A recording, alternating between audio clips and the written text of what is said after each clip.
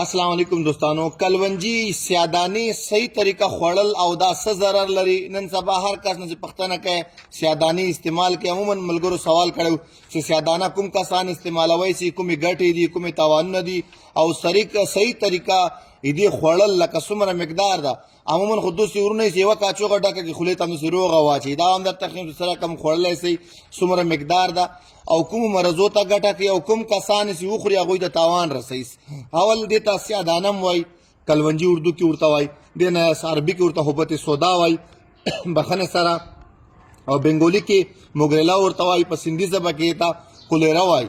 دا سیادانه کلونجي عموما ډېر ملګري همداسې روغه خوري، دا ضرر باعث ګرځېږي، دا سخت دی، هضمېږي نه. اول دا باید ملایم د اوړو په شان د پاوډر کوي، بیا یې تاسو باید وخورئ. دې نه بعد دې مقدار خوراک 1 ګرام ده. 1 ګرام به څنګه پېژنئ؟ د دوه نخودو قدر ته، د دوه نخودو کرته دې خوراک ده. اوبو سره هم خوړلی شي، شیدو سره هم. هغه کسان باید وخوري څوک چې بلغم مزاج وي، بلغم ریشه زیاده لري، بعض اوقات دردونه لري، څوک چې دردو ته استعمالوي. هغه کسان چې مثال ریشه زیاته لري، په جسم کې معمولی یخ وي، هغه کسان کلونجي ګټه رسوي، خوړلی شي. اور دې نه علاوه تش ادرار سپین وي یا دغه شکار چې تش ادرار بار بار ورځي، هغه کسان هم کلونجي سیادانه خوړلی شي 1 ګرام سهار ماښام.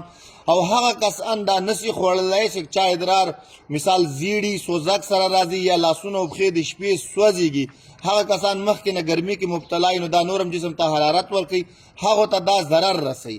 نو هغه کسان دا خوړلی شي ضعیف العمر مثال او تش ادرار سپین یا بلغم مزاج وي، دردو لپاره یا د هاضمې لپاره، د معدې تقویت لپاره، دې کسان یعنی کې استعمال کولی شي.